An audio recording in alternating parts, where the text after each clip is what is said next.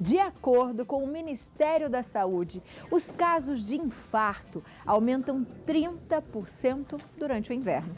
Para falar sobre esse assunto, a gente recebe aqui na nossa casa o cardiologista Dr. Marcelo Cantarelli. Doutor, seja muito bem-vindo ao nosso Santa Receita. Obrigado. Boa tarde. Boa tarde. Doutor, conte pra gente, a princípio, o que é o infarto?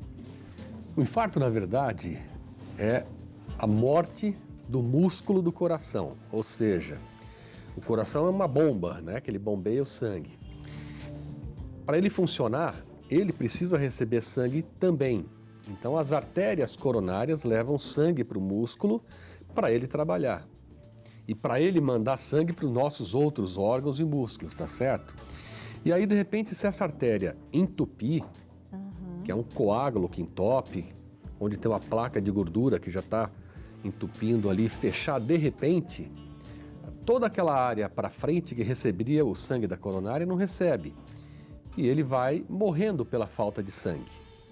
Esse é o infarto. O que a gente tem que fazer? Desentupir essa artéria, tá certo? Com medicamento, ou com cateterismo, que é a angioplastia, o balãozinho, o stent, enfim, de uma maneira mais rápida possível, porque enquanto ela estiver entupida, a artéria, o músculo vai morrendo aos poucos. E quanto mais tempo vai passando, pior é a chance, ou menor é a chance, de a gente recuperar esse músculo. Então a pessoa pode evoluir para a morte, tá certo? Ou para uma fraqueza daquela parede que não vai funcionar mais adequadamente, que é a insuficiência cardíaca.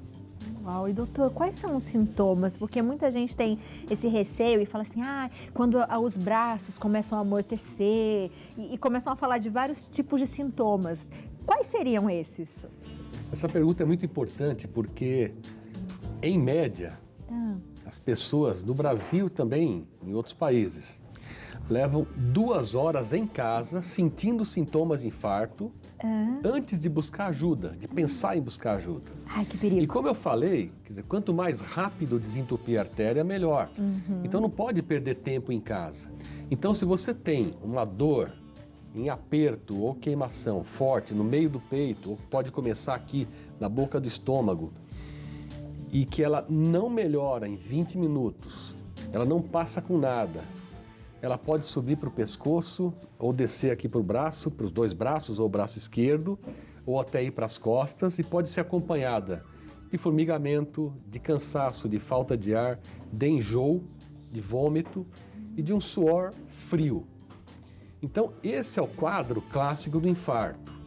Uma dor forte que não melhora e que aí você tem que procurar ajuda. E vale ressaltar que nas mulheres, nos diabéticos e nos idosos, essa dor pode não ser uma dor muito forte. Pode ser uma dor mais fraca. Mais fraca, doutor. E aí o que acontece? Mulheres, idosos, diabéticos, eles levam mais tempo para ir até o hospital buscar ajuda, buscar o tratamento. E aí acaba acontecendo que nesse grupo de pessoas, o infarto pode evoluir pior por conta da demora em buscar ajuda.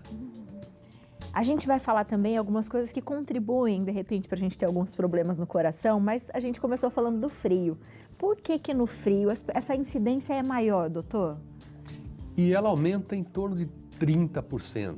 Infarto aumenta em torno de 25% a 30%, a insuficiência cardíaca também.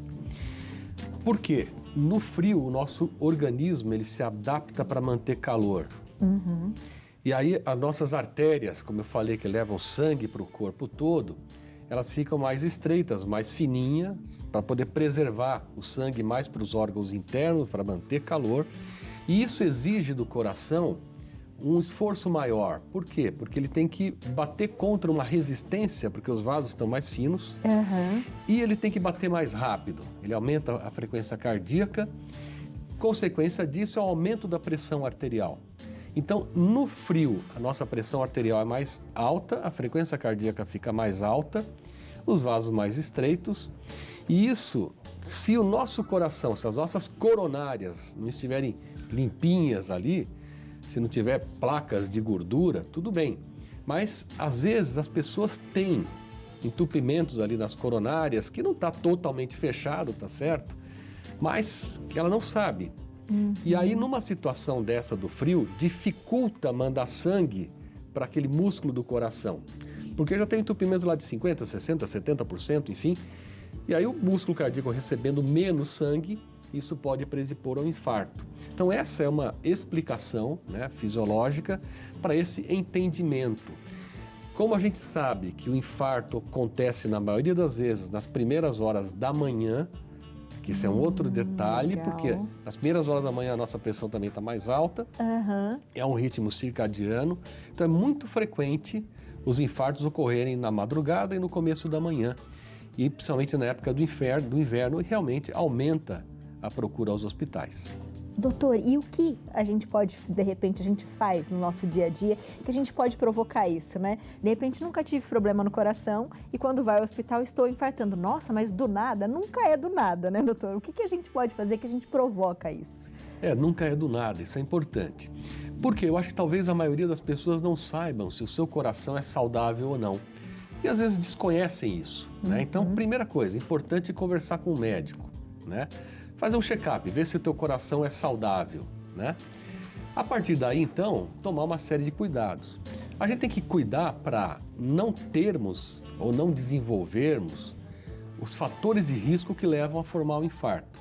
Pressão alta, o diabetes, o colesterol elevado, o estresse excessivo, o tabagismo, a obesidade. Esses são fatores muito importantes. Então, a gente controlando esses fatores, resta para nós apenas a herança genética se você tem pai e mãe que tiveram infarto antes dos 60 anos. Isso é um fator genético também importante. Né? E outros cuidados, e a gente entra aí a questão de se cuidar da saúde, mas no inverno, como é que a gente pode evitar que a gente aumente esse infarto no inverno? Primeiro, usar roupas adequadas. Se for fazer atividade física, manter-se aquecido na atividade física, tá certo? Para evitar o choque térmico. Isso já é importante. No inverno, a gente costuma comer mais, mais caloria, mais gordura. Por quê? Porque a gente precisa aumentar a temperatura interna. E mais preguiça. E mais preguiça. Então, a gente faz menos atividade física, a gente aumenta peso, a gente come mais calorias. Então, isso acaba sobrecarregando um pouco mais se você já tem alguma coisinha lá no coração e não sabe. É importante a gente colocar, principalmente nas mulheres, o fator do tabagismo com anticoncepcional, que é muito ruim, porque aumenta realmente a chance de infarto. E nos jovens, o uso de drogas ilícitas, além do tabagismo, que também aumenta muito o risco de infarto. Então, são outros fatores de risco que a gente tem que aí controlar. Estresse, ansiedade, depressão, que também é uma coisa do inverno, né? Pelo tempo, o frio, etc., também são gatilhos ou fatores de risco que podem levar a pessoa a ter um infarto e muitas vezes não por placas de gordura, por entupimento, mas a artéria ela pode se romper dentro, como se fosse uma dissecção, ou ela pode, o organismo, fazer um coágulo, um trombo, fechar a artéria e essas causas de infarto por doenças não obstrutivas das coronárias acontecem derivados muito de estresse, a síndrome do coração partido, muito em mulheres, tá certo? Que é dissecção espontânea de coronária, que são, graças a Deus, raras, mas a gente tem que ter em mente. Então, ter uma vida saudável, procurar controlar o estresse, controlar a pressão arterial, o seu peso, uma alimentação adequada, saudável, com pouca gordura, com pouco açúcar, com pouco sal e uma atividade física aeróbica, regular, né? Frequente, tudo isso vai fazer com que você viva bem e mais tempo. De várias formas, né, doutor? Sim, sim. A gente tem uma perguntinha aqui que o Léo vai fazer pra gente sobre o assunto. É com você, Léo. Tudo bem, doutor? Tudo bem. Prazer em recebê-lo. Sônia Travalim, São Paulo. Boa tarde, doutor. Percebi esses tempos que mais jovens estão morrendo de infarto. Qual pode ser a razão? Só de nossos amigos conhecidos já se foram 3 jovens. E, por coincidência, é a pergunta que eu ia fazer também, doutor. O que se dá esse índice que aumentou bastante? É mais genético ou é mais um cuidado mesmo com a alimentação, com a própria saúde? Isso vem aumentando nos últimos 40, 50 anos. Antes, se a gente voltar aí a 40 anos atrás, 50 anos atrás, o típico infartado era aquele cara grisalho, velho, passou dos 60 anos, gordo, sedentário, fumante. Esse era bomba relógio, o cara que infartava. Com o passar dos anos, a média de idade foi abaixando. E hoje a gente tem uma parcela muito significativa de pessoas que infartam entre 40 e 60 anos, considerados uma faixa etária jovem.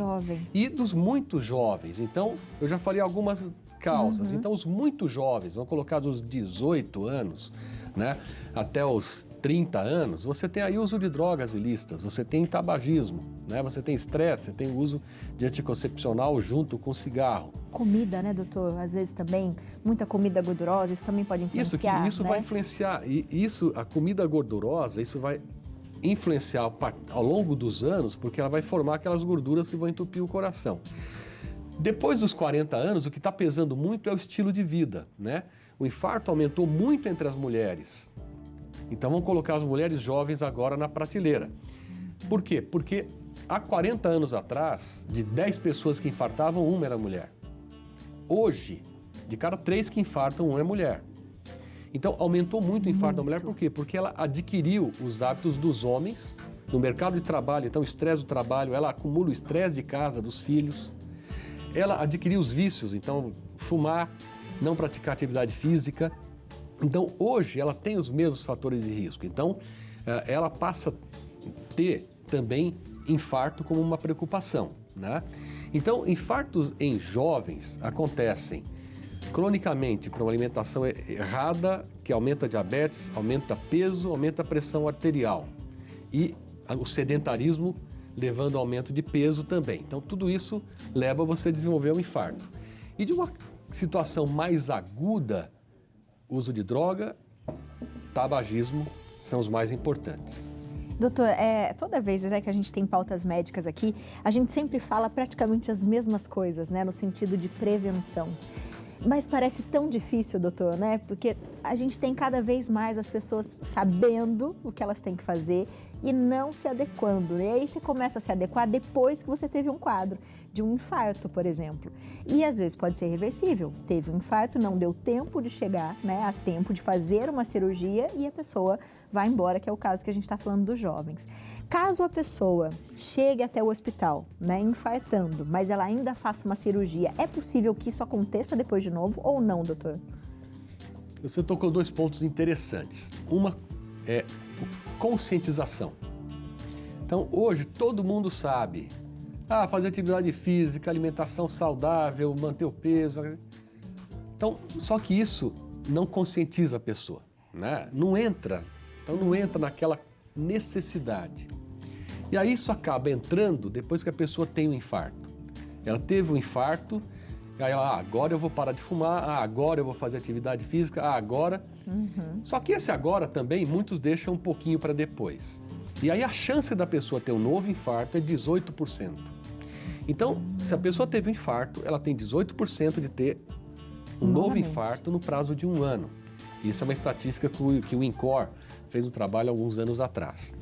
Na verdade, a doença coronária, o entupimento das coronárias, a ateromatose, que a gente chama, é uma doença contínua durante toda a vida, onde aqueles fatores de risco, que são os vilões do coração, vão agindo e os entupimentos das coronárias vão crescendo. Se a gente não brecar esse processo em algum momento, a gente vai estar sempre andando na linha do trem, até que um dia o trem acerta a gente. Então a gente tem que passar a tirar esses vilões da frente. E aí a conscientização é uma coisa que realmente é importante, né?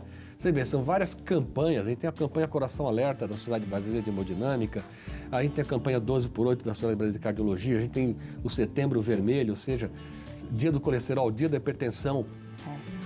Só que as pessoas precisam se conscientizar. E isso não é só aqui, né? Isso é no mundo todo, talvez um dos maiores problemas para o cardiologista, né, para os profissionais de saúde, é exatamente você conseguir conscientizar. Por isso que esse espaço aqui é importante, porque o tratamento do infarto, o tratamento do coração, ele começa em casa. Em casa. A gente quer evitar que as pessoas tenham infarto, então isso é em casa, tá certo? E se ela tiver infarto, a gente tem que conscientizar que ela tem que ir rápido ao hospital, porque o sintoma começa em casa. Exatamente. Doutor, só uma última pergunta que é uma dúvida que eu tenho. O senhor falou até agora, né, que no inverno a pressão sobe, geralmente ela fica mais alta. Existe algum termo, né, um termômetro da pressão, por exemplo, de 40 anos até 50, uma pressão equilibrada seria 12 por 8? Porque a gente sempre fala muito do 12 por 8. Ou isso independe de pessoa para pessoa, ou da idade, ou se ela tem algum problema? De maneira geral, pressão 12 por 8 é o limite da normalidade. Então, de 12 por 8 abaixo, a tua pressão está normal. Acima de 12 por 8, você já tem a pressão alta, que tem diversos graus, tá certo? Grau 1, 2 ou 3, pode ser grave, se você tem 18 por 12, por exemplo, né? Antigamente, a gente tolerava níveis mais altos de pressão, principalmente aos idosos e tudo mais, mas todas as pesquisas mostraram que não. Você está em torno de 12 por 8, você fica mais protegido. Você vive mais. A questão do inverno é importante as pessoas saberem o seguinte, que a temperatura mais fria ou a ida para a montanha, então para a região aqui da Serra da Mantiqueira, por exemplo, então na altitude a pressão fica mais alta, no frio fica mais alta, no calor e na praia a pressão fica mais baixa. Então é uma dica principalmente para os idosos que tomam remédios para pressão arterial. E por que os idosos tomam mais remédios? Porque a pressão arterial, a chance da pessoa ficar hipertensa aumenta com a idade. Uma pessoa de 50 anos tem 50% de chance de ser hipertenso. Uma pessoa de 70 anos tem 70% de chance de ser hipertenso. Então, muitos idosos tomam remédio para pressão. E o que acontece muitas das vezes é que nessas épocas de muito calor ou muito frio, ou vai para a montanha, precisa muitas vezes adaptar a medicação, reduzir ou aumentar dependendo do tempo. Então é importante conversar com o médico que vem seguindo para ver se isso vai ser preciso fazer nesse caso. Agora, o que a gente sabe é, se a gente conseguir controlar bem a pressão mais baixa significa anos a mais de vida. Importante. Doutor, muito obrigada, viu? Seja sempre bem-vindo à nossa casa. Eu que agradeço. Espero que o senhor tenha gostado. E olha, vamos tratar o nosso coração com mais amor? Se a gente fala que o amor sai dele, não é, doutor? Então que a gente trate com amor o nosso coração, que a gente merece, não é? Com certeza. Você de casa ficou com alguma dúvida? Faz o seguinte, segue o doutor na internet, o Instagram é @Grupo Angiocardio, tudo junto. E tem também o site, que é www.grupoangiocardio.com.br. Uma ótima semana, doutor. Muito obrigada. Muito bom, minha gente. Chega mais, vem comigo. A gente dá várias receitas para vocês, né? E tem receitas que repetem, que é o que a gente estava conversando com o doutor agora. Então vamos se cuidar. Lembra que para você cuidar de alguém, você tem que estar bem? Então faz isso, ó. Alimentação, prática de exercícios físicos direto, não é só agora, não é só no verão, entendeu?